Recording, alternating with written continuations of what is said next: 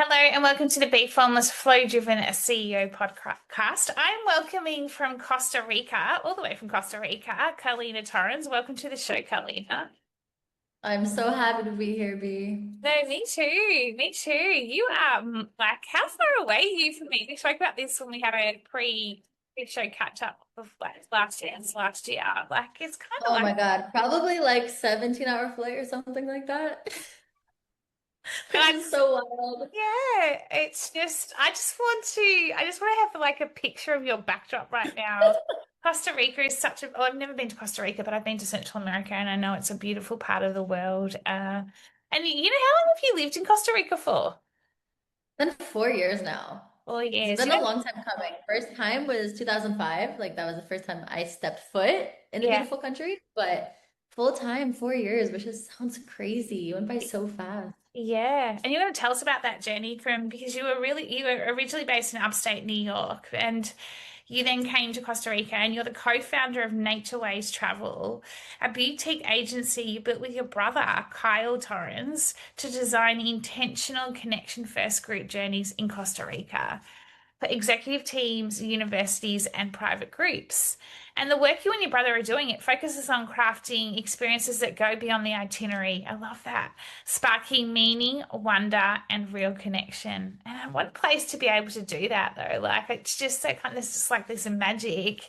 When you booked in for the podcast and I asked you what's one unique insight or lived experience when it comes to life, leadership, and or business, you said I'd reshaped my life from the inside out by leaving the matrix of stability and steady income. We had a really good chat about this too when we first connected, and I'd love you to share it with the audience to build a purpose-driven business with my brother. So here you are, 4 years later. Yeah, oh You my have the God. stability, you have the income. Like it's a lot. It's a lot to then go, right, okay, here I am. I'm starting this, becoming an entrepreneur. Tell us about your It's journey. so Yeah, thank you for that insight. It's so cool to kind of just see it like mapped out too, because when you're just like in it and you moved here for 4 years, it feels like such a lifetime ago, but it also feels like yesterday.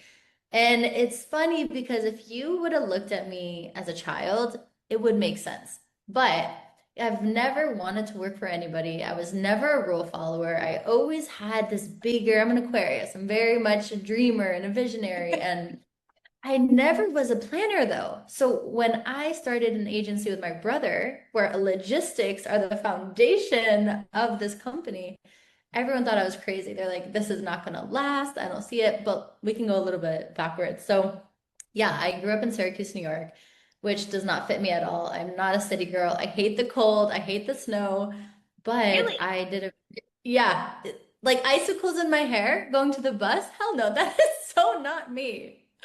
I need barefoot, jungle, ocean, tide pool, mermaid life. That is me to my core. It took me a little bit to get there and a lot of burnout and a lot of Yeah. deep inner work and depression, but we made it. And I would say I've always been kind of always thinking outside the box because I did a university that was a global university, meaning every semester was a different country. So it Oh, was really? built for people like me that wanted to get a degree. Well, to be honest, I didn't actually want to. My family kind of gently pushed me as like, okay, well, if you're not going to get a degree, then you have to figure it out and work. We'll pay for university though.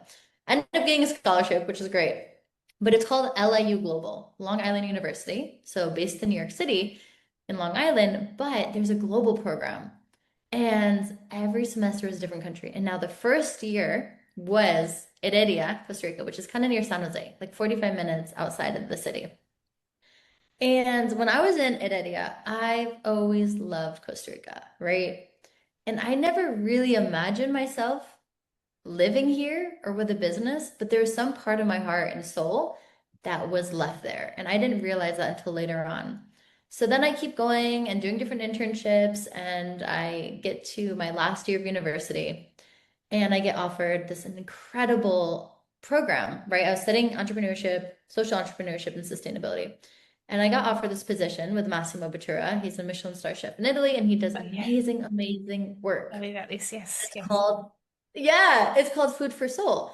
And in brief, we take churches, schools, houses, and revamp them and make them into a beautiful space for Mm. people that are homeless, people that are living in poverty, women that were sexually assaulted, sex traffickers, right? So it's like this is a beautiful community space called a refectorio.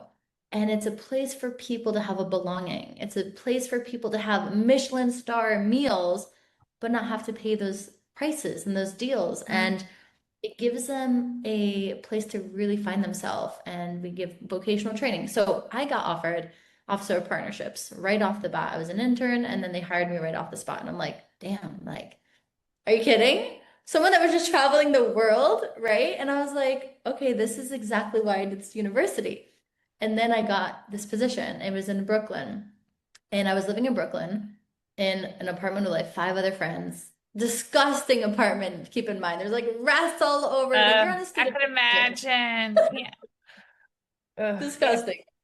And I would go from Brooklyn to Harlem every other day. And it was a long train ride and metro.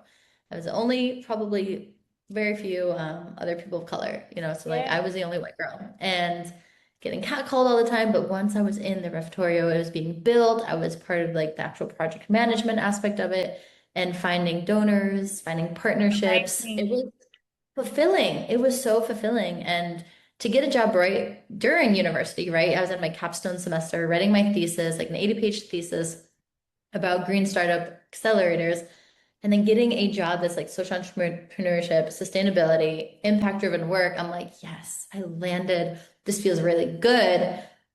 But I was so like, part of me was so fulfilled and so happy, but in the environment, it was like a disconnect, right? The Mm. mission was perfect.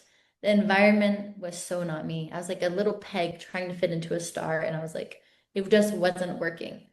And the more you And I just, try and sorry, the more yeah, you try and do that, I think, you brought up the depression and the kind of like your soul is almost like being your soul shrinking. And daily you're just like you just feel like you're being more and more pushed down and you're like, I can do this, I can fit into this, I can fit in it. But you can't. Like ultimately it's your soul going, you're forcing me. absolutely. Yeah, I know And that you feeling. get it, right? You've Yeah. been through burnout before. We talked about that. And Yeah. it takes a moment where you're just like, I'm fucking done. I'm done with Yeah, this. totally. And it was a battle though, because it was like, I am making more money in my entire life. I am set up right after university and I'm doing work with really incredible people and celebrities, and I get to meet all these people. And it's like, who would say no to this opportunity, right?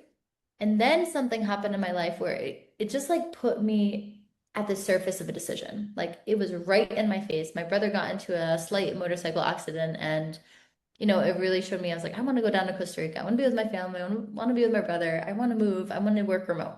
So hang on, so your So brother's already in Costa Rica. yeah, so he's been there for like, he's been living there for 7 years now. I've been here for 4. So he was Yeah. 3 years ahead of me. And where are your And family? fun fact, Is your family still he in? met his wife doing a host family stay together. So during How my funny. study abroad in Heredia, Costa Rica, we went home and we are like, we don't want to be in the New York cold for Christmas. So we went back to do a Spanish immersion, right? That's what we told our parents. We pitched it like, oh, you should let us, like, we're gonna learn Spanish, da da da. And really what he learned was how to find a wife. So yeah, he stayed. He found an amazing local woman named Alexa, and she's just such a beautiful part of our family. But I was like, I'm gonna just work remote, do this job. I've been doing a good job, and live with my brother. And once I landed in Costa Rica again, where it wasn't like a studying position, right? Because like the last time I was there, I was actually studying and working. It was a time where I actually could kind of just like breathe, where I was like, oh my God, I love this place. My soul feels happy here. It feels like I belong. I can go barefoot. I don't need to worry about just mice running across my house. Like everything about it, it was my nervous The system reset. ocean. 100%. It was a walking distance right to the ocean. And if you guys have never been to Costa Rica, it is one of the most magical places I've ever been. And I've been to like 38 countries. So like, yes, other countries are beautiful and so exotic, but like something about Costa Rica, there's just something so magnetic about it, where Mm. you're either called in or you're spit out. There's like a saying in town. So once I was there, I found myself really hesitant and reluctant to get on my computer and, hop on a call with San Pellegrino and get this partnership. And it was a really weird feeling because I was, one, so grateful that I can still work remotely. But two, I knew that there was an ending to this. I knew that I could not work remote in this company forever. They had the expectation of me coming back and really opening up the Harlem project.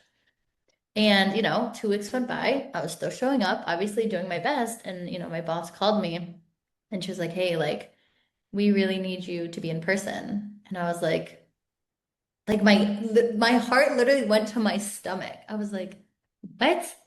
Like, no, like, aren't I performing good? She's like, it's not about that. It's about you needing to be in person and open it Well, up. I'm like, okay. hospitality. It's hospitality. Like, yeah. Hospitality. And you're greeting people every day. You're with the homeless people every day, right? So it's a service, you're holding space, you're vulnerable, you're finding donations and donors every single day. And it's like, it was the first time I really had to ask myself, I was like, do I actually want to do this?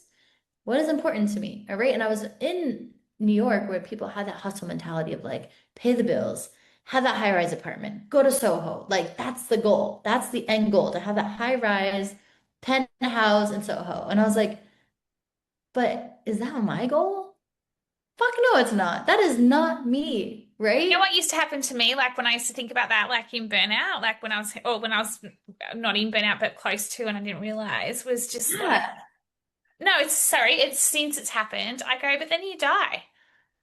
Like, I know it sounds terrible, but like, Yeah. you have these massive aspirations to climb Yes. this career ladder. Don't get me wrong, I'm still all around like, living a good life, having a good life. There's nothing wrong with wanting, financial, health and wealth, Right. etc. Like, I'm all about that, but not doing it the way that I had been doing it because it's like, yeah, Right. you get to the top of your game and then and then what? Then you might get, yeah, like I know it sounds a bit morbid what I'm saying, but like, No, but we need to hear it like that, guys. We need to hear it so bluntly because burnout happens. What I realized, the city, everyone's different, right? Some people really tap into their feminine with the fashion, right? But for me, what I see as burnout, like burnout happens when women stay in this masculine mode without mm, coming home to the mm, body. mm, And I 100%. came to my body and softened when I came to Costa Rica. So that's where that moment of just like stillness and spaciousness really opened up for me. And I was like, wow, I was not leading from my feminine. I was not leading in this evolution where I could go. I was leading in hustle and execution Drive. and it and like the tasks and drive. And it was like on autopilot. And I was like, I'm not becoming my best here. So when she called, she was like, hey, Carlena, like, when's your flight booked back to Brooklyn? And I was like, oh, well, I was thinking maybe I could just extend it a couple more months. Like, what do you think about that? And she was like, I understand that you love Costa Rica, but like our company needs you here. You're a big part of it. And I'm like, okay, part of my ego was like, oh, that feels really good, right? I feel like I have a purpose. But then another part of me was like, but I don't want to go back. I don't care enough to go back because I feel happy here. Where was I all know your I can figure it stuff? out. Like, had you brought all your stuff with you, or did you have left stuff To be there? honest, I'm a pretty light traveler. So like I had my winter clothes still in my apartment and I just brought my bikinis and my sweaters. Like I was not prepared at all. I had my laptop, my little monitor case, and that was it. And that's all I needed here. It's this very simple life. And I had all my stuff for sure in my apartment with my friends. And I was there like, are you coming back? Are you gonna come back? And I'm like, not sure. In that conversation, she was like, well, you really need to make a decision.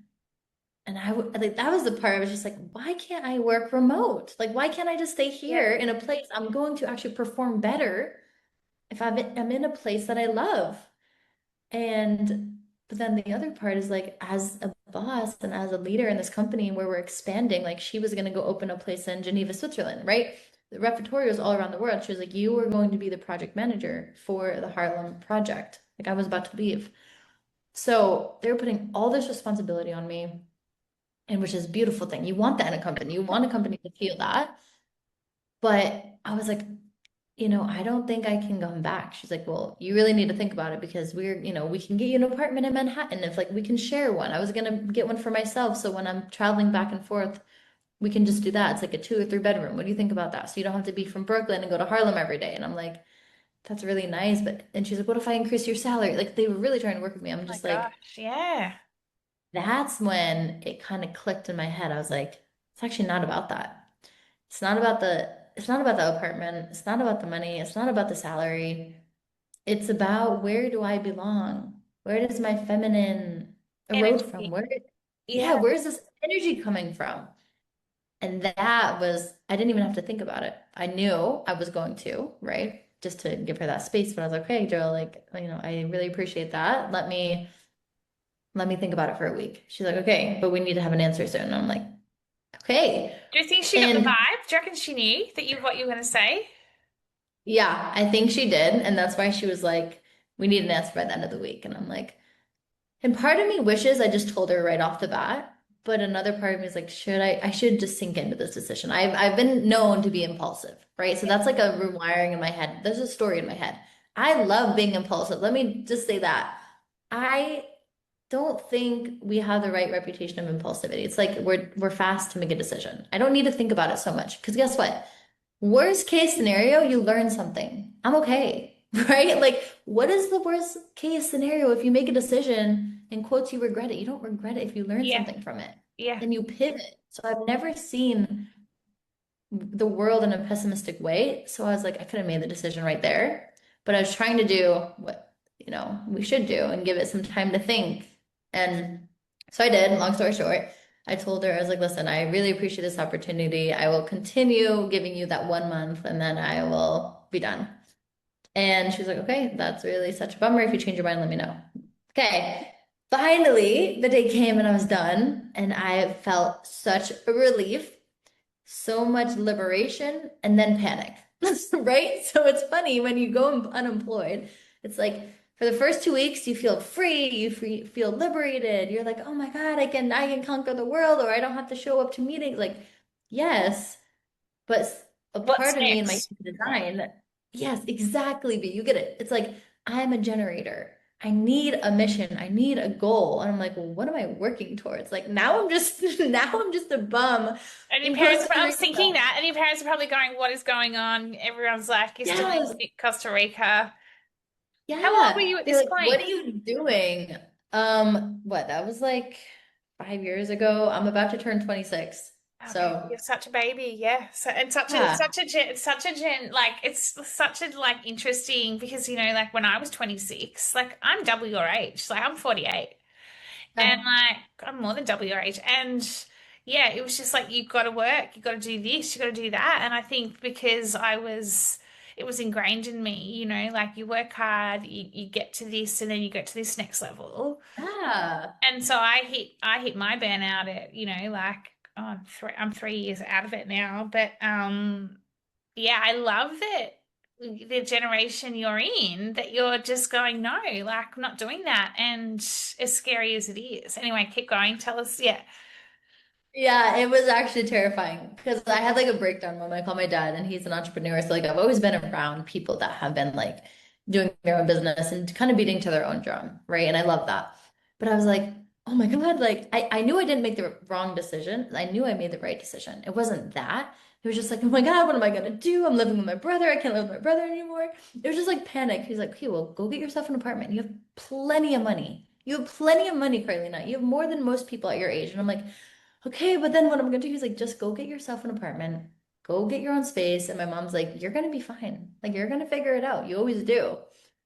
So that was just like a little, like just a deep breath I felt. I was Yeah, like, well, isn't yeah. that cool though? Because if that had been parents in my generation, love my parents, don't get me wrong, it would have been like, what are you doing? Like, do you realize what you've walked away from? Whereas you've got parents that have said to you, you're gonna be okay. No, absolutely. And I think that's a big thing to talk on. It's like when you have parents that really, they might not agree with it, but they support it and they're going to back you on any decision. I feel incredibly privileged to have that upbringing, right? To just have that Mm. unwavering belief and support and faith in you that like you're going to figure it out. And if you don't have it figured out right now, that's the journey that you're supposed to go on. So that's kind of like the mindset I've always had. It's like, I'm going to figure it out. Everyone is like worst case scenario mind. I'm like best case scenario mind. I It's love like it. It's so good. It's so good. like a delusional optimist, you could call it, I guess. So you get the apartment, you move into the apartment.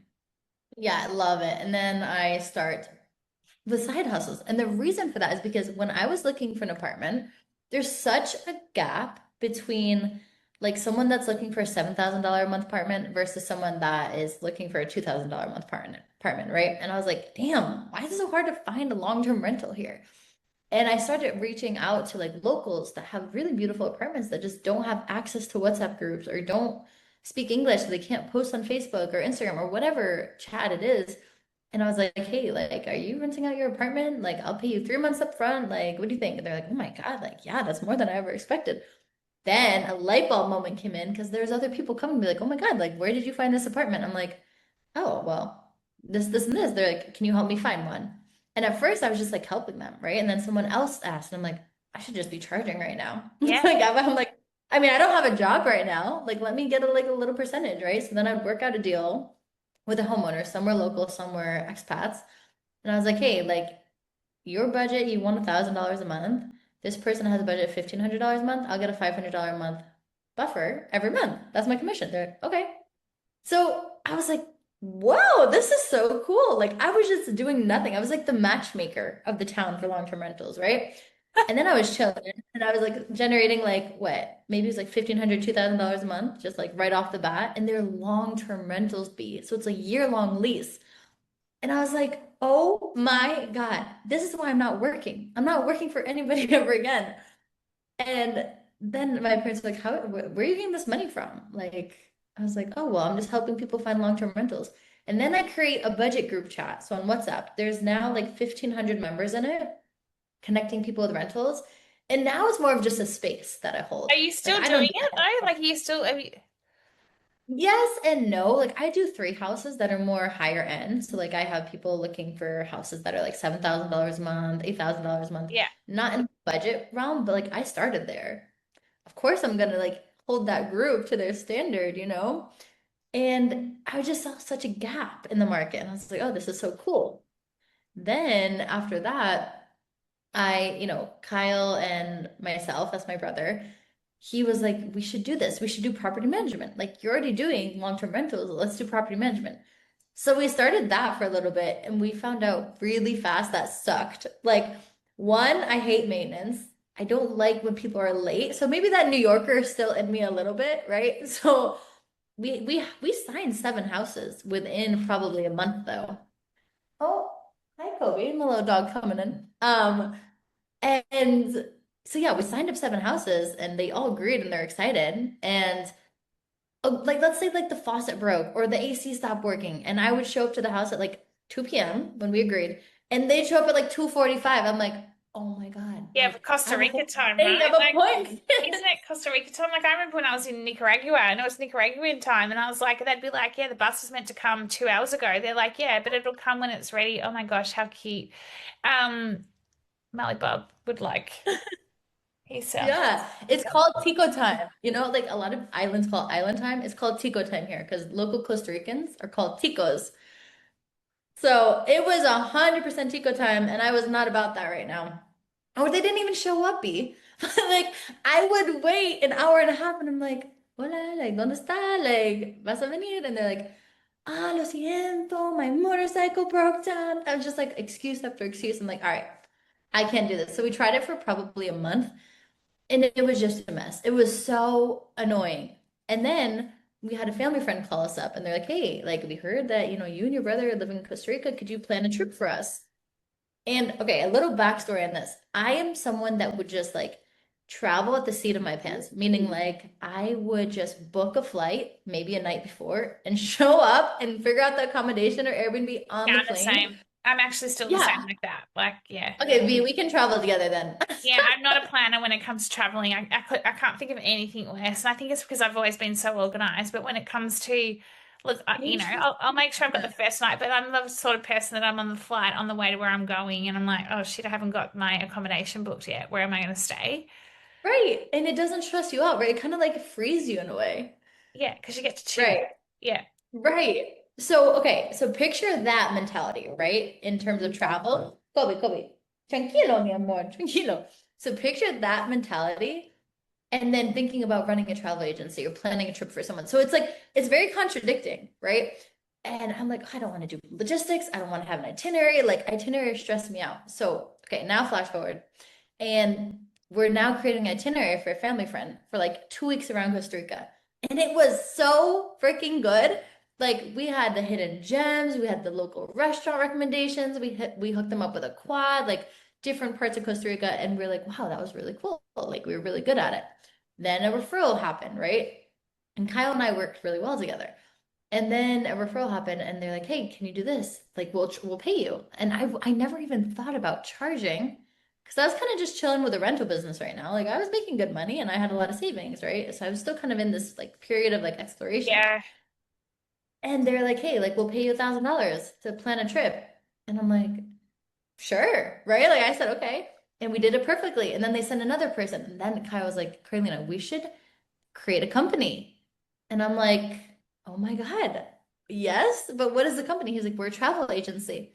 And I don't know what it was, but I was so against travel agencies. I've never used one. Our family's never used No. one. My friends have never used one. And I'm like, no, like we're gonna figure it out ourselves. Like that's the fun of it. Now, I am like biased, obviously, but it is so smart because we do know the hidden gems. We know we have that local insight and knowledge. Like, why would you want to stress about a trip and if you could just pay someone and they take care of everything? I love It's like it. a no-brainer. Yeah, it's very And cool. And so tell us like first group journey, like tell us a little bit like executive teams, universities and private groups. yeah, So have they become more retreat type or like how does it work? that's a great question. I would say now the business has been around for 3 years. And the first year was kind of just figuring out our niche, taking a lot of families, a lot of referrals. And then we had YPO and EO groups come and they're like, hey, can you plan a farm retreat? And we're like, oh my God, yeah. And what is the purpose of your retreat, right? So we kind of had a discovery process. And they're like, we're all high level entrepreneurs making multi-million dollars a month or sometimes annually. And we really just want a retreat to connect to each other, like really disconnect to connect and Mm, reconnect mm. and find that vulnerability within us because we're all leaders, but we're so in our head. We're so in our masculine. So part of it was kind of bringing out that like feminine in them and like emotions in them because they were suppressing everything. And they're like, we feel stuck. We feel burnt out. We want to join together and come back stronger and be a better leader and have more creativity flow through us. And you can't do that when you're stuck. You can't do that through burnout. No, God no. And we would just create retreats that were so transformational. Sweat lodges, like maybe some psilocybin ceremonies, just breath work, somatic breath work, really releasing what's trapped in the body, just downtime.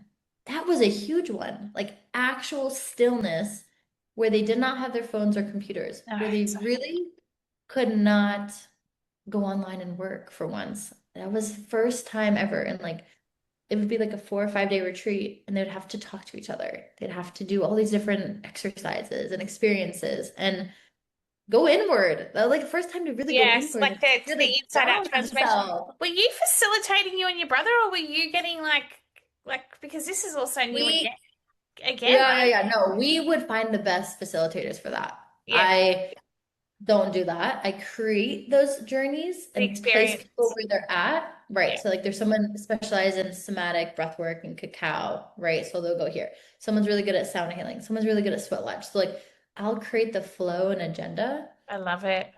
then we find the best experts for that.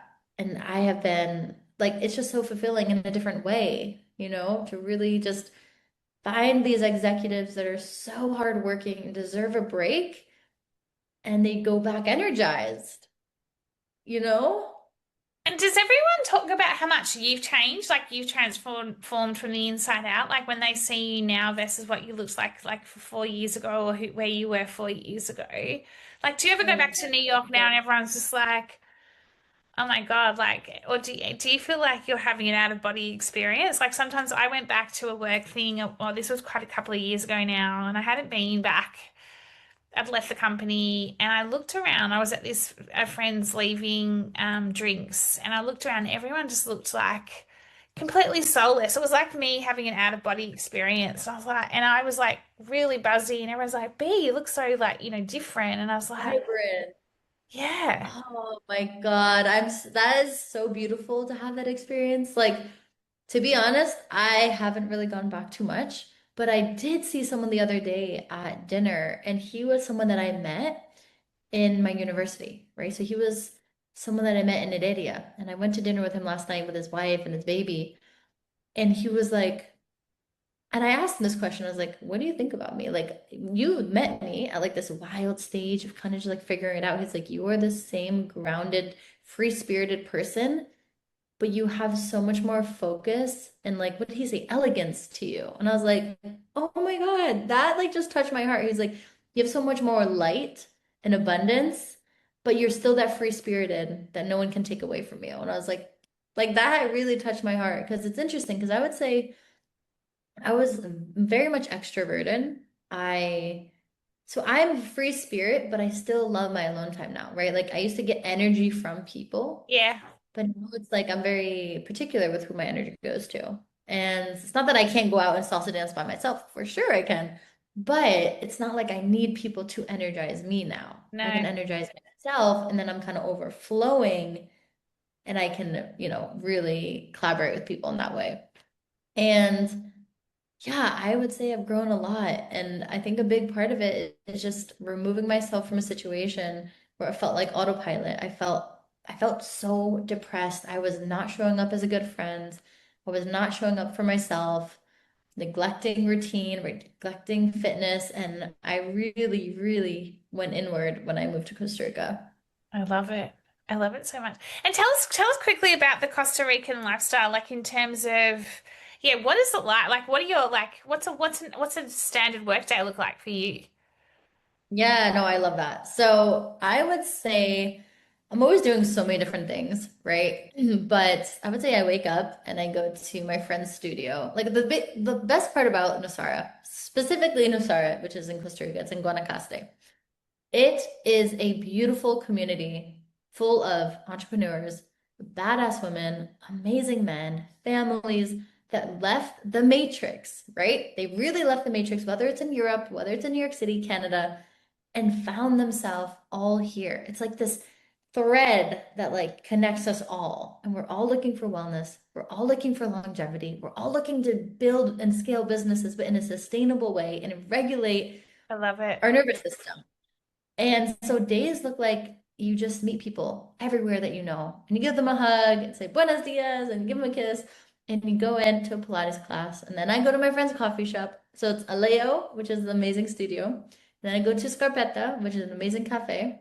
And then I go up and take about like 4 calls a day and just build epic experiences for people and like follow-up calls with clients, building new ones, scaling the team, finding new tech or innovation. It's just like so exciting. And right now we're working on 2 new forum retreats, and then another university group is coming in March. And the last one was last March, and it was best rated university trip of the year, Oh, well which is done. awesome.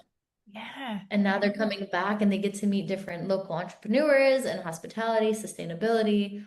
So they get a credit for their trip going towards their tuition and they get to really experience Costa Rica.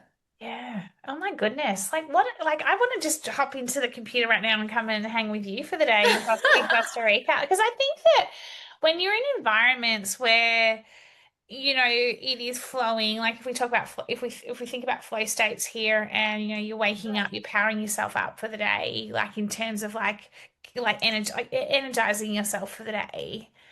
Yeah. And then you want to go and do your work, but it doesn't feel like work. It feels effortless, right?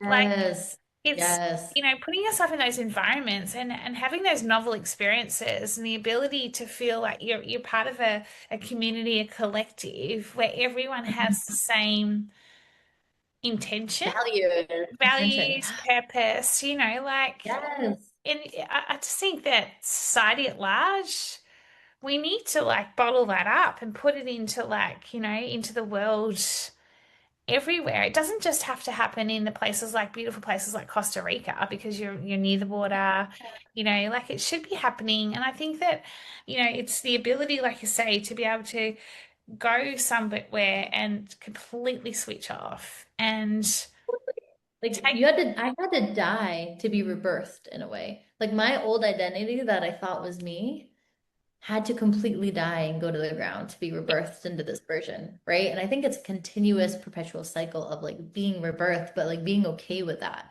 yeah, well, it's the right? dark night of the soul. That's what I call it. I don't know if you've heard of that. I had a full dark night of the soul. It was just like, Yes. I was like, what is, I was thought I was clinically depressed, but apparently when your soul's dying, you can feel like that. And it was just like, and you're exactly right. When you're rebirthing, it is this continuous evolution, which is for me that being the ability to be formless. So you go from one shape to the next shape. So in Yeah. terms of like a last couple of questions for you, so what does it look like for Carlena? Like, do you like you're young. How like in terms of like impulse, being impulsive, etc. Planning. Do you plan like much too far ahead? Like, do you plan from a business perspective? Do you plan your life too far ahead? Like, how do you? Yeah. Yeah, no, that's a really good question. I would say, I also want to be clear, like, I don't just go to Pilates class or go get a coffee No, and I not work know all. that. No, no, no. Like Well, I think but that's the thing. It's like I really do work long hours. Like there's some days yeah, that I do work 10 hours or like 12-hour days, right? But it like what you mentioned, be like it really hit me. It was like it doesn't feel like work. And well, when that's I what I'm do wake saying. up No, and I feel grateful, it's like I want to work. I want to work this hard because I'm reaching these goals. I'm meeting all these people and like what does it look like for me? It's like I'm saving up to buy lands. I would love to be grounded here and rooted here and grow a family here and I'm really just focused on really cultivating that deeper vision and planting those seeds because I do the rental stuff, I do nature ways, and I'm working now for Taylor Conroy and his company called that's Leader. Yeah, and I get to talk to incredible people wanting to share their message every day. So like we have coaching programs, right, to really bring their business to the next level and scale it to like 100K month plus, or they want to do a TED Talk. So it's like I get to do so many different things, and that's part of why I love it because I filled this bucket here, I filled this bucket here, and it's not when I just focus on one thing, I feel stagnant, and that's just who I am, right? yeah. Everyone needs to learn how do you operate best because I would listen to people just put your eggs in one basket and go all in, and I tried that, and that's what burnt me out. I was like, I want to cultivate all these different hobbies and create a dancing community and social community in salsa and bachata and grow nature ways and be, a high ticket sales closer for Taylor because I believe in their mission. And when something feels aligned, it's not going to feel like burnout. I Burnout isn't a time issue, it's a regulation issue, right? 100%. It's such a regulation issue. And, it's back to your point around, I think, more and more, it's no longer about climbing the career ladder. It's about that, I read about this last year, year before about having the career wall. Like, so like what you're doing, not just hobbies, like you're diversifying. You've got a diversified, like, business, Yeah. right? In terms of, you've got like, I can see it all coming together. Like I could see it all kind of end up being, something down the track where you've got all these different streams as part of your bigger, bigger mission, bigger purpose. Umbrella. Yeah, So I so agree. and I think that we've got to have all these experiences, and that's the part of the evolution to be able to, we want it so worked out. Like we want it all worked out. We want to know what we're doing Yes. next. And, here I am, 48, and I'm like, someone asked me yesterday what my objectives were for the year, and I got a little bit like, a little bit Yeah. prickly in terms of not my response, but just more like, why do I have to have objectives right now? Like, it's the second week of January, and I just thought about it and I went, what am I reacting to here? And it was just more that there was just this standard expectation. What are your all your objectives for the year? Like, what's your goals? What's your plans? I'm like, I have a good plan. I have a good strategy in place. But the objective It's right, your strategy, right? It's not yeah, their strategy, the it's objective yours. And it's is like, right here, you right don't now. need to. Yeah, yeah. Please. For once, like we don't need the 5-year plan figured out. Like No, and I if think what that's you're where I doing was is going. aligned, It's Yeah, okay. yeah, it was like it was the objective. I actually responded with the objective is right here, right now, because that's where Mm, I'm at, you know? yeah, Um, that's enough. yeah. So We don't what need to would prove be, ourselves. yeah, totally. And so what is like your big, well, what's your big like mission, vision? Have you got anything that you're pursuing this year, or let's like when it comes to novel experiences or doing something different, is there something that you really want to do differently or do this year that you've never tried before? It's so interesting when you ask that question because I feel like I'm someone if I really want to try something, I do it. Like if I want to go somewhere, I go. Like I don't think about it. About it. Maybe, I love it. yeah. And I would say I would love to. So Costa Rica's home base, right? But since I don't have a partner, I don't have kids, I don't have like I'm not tied to anything. I'm probably gonna go live maybe in Southeast Asia for a couple months and really just work from there and Cool. expand my reach in different ways and I see love what that. happens. Like I didn't slow down because I was failing, right? In New York, I slowed down because I was becoming more powerful and becoming more like finding more into myself and Well, you are softening my needs. connected. Like your soul is it's mind body soul, or it's soul, Yeah. it's body mind soul, whatever. Yeah, that's I agree. I think people, we could go on another rabbit hole with that, but we don't have time today. But you get written off in a way, like, and I think it may be when you get older, but when you have burnout, people are like, oh, she's a has-been, or they're a has-been, or like they're cooked, like Yeah. that language, they're cooked. But it's like, no. And a while ago I got told not to have, I think I told you this, not to have career life break on my LinkedIn profile because it wasn't a good look. And I'm like thinking to myself, but I'm really proud of that time because I was doing research. I was working out what was next for me. But this person told me Right. not to have it on my LinkedIn profile because it It's so looked like I've funny had a because people tell breakdown. you rest is not good. Like rest is coming back into ourself, right? And we can speak as Totally, one. It's like totally. when your nervous system is fried, that's what you need. It's okay to rest. It's No, okay to redirect your energy and figure it out. yeah. So That's what life's about. totally, what would be your one piece of wisdom or advice for someone, let's say your age, who Mhm. was, if you could put it this way, if you could basically, if you were in your situation that you were in 4 years ago now, Yeah. what advice would you give Carlena today, knowing what you know? I love that. I would say do whatever makes your soul sing because what someone else's is not going to be yours. If you feel stuck, stagnant, unhappy, you have the power to change. Like, do not play victim. I played victim. I was like, I'm depressed. I can't go to the Yeah, gym. It was horrible. It's like what you want in life, you can have it, but you need to act on it. yeah, And guess what happens? Worst case scenario, you book a flight. Let's say you financially can, right? We can always get resourceful, but let's say you're in a position financially where you can leave a toxic relationship, a work environment, a place that you don't feel home to you anymore. It's okay to grow out of home too. Do it. Worst case scenario, you come back and you land somewhere different, but mm, you're never going to regret acting mm, on it. I love. How do we find out more about Nature Ways travel? How do we find out more about you? I know I've got your Instagram. Beans. Yeah, you can follow me on Instagram. Nature Ways Travel is on Instagram, and then also on the website. So if you ever want to come to Costa Rica, you want to retreat, you want to just talk to me about like leaving a situation that you're unhappy about, I am so here for that. Send me a DM. I would love to answer your Oh, I questions. love it. I need a holiday this year. I'm thinking that I might come to Costa Rica and get an Yes! experience. You need that Pura Vida energy, Yeah, honestly. absolutely. I can feel it. I can feel it in my body that I would love just to be able to just, like being, yeah, just work from Costa Rica for I've spoken about that actually. I said to Mum I want to go and work somewhere differently this year for a few Well, weeks. maybe that's your sign, V. You never know. You never know. I could end up in Costa Rica for a little I visit. would love that. Carlena, thank you so much. I love that, at the age you're at, what you're doing, you're wise beyond your years, and I love your free spirit. I love your creative energy, your impulsiveness. I'm impulsive, and it doesn't have to be random. And, you're the way you're reshaping life, leadership, and business, and, really that next gen, like, and just showing that it can be done and you can still be super, successful, but in its totality. So I love that. So thank you so much for coming on Be Formless Flow Driven CEO podcast. Goodbye. Thank you so much. Thank you. Have a great afternoon. You too. Thank you.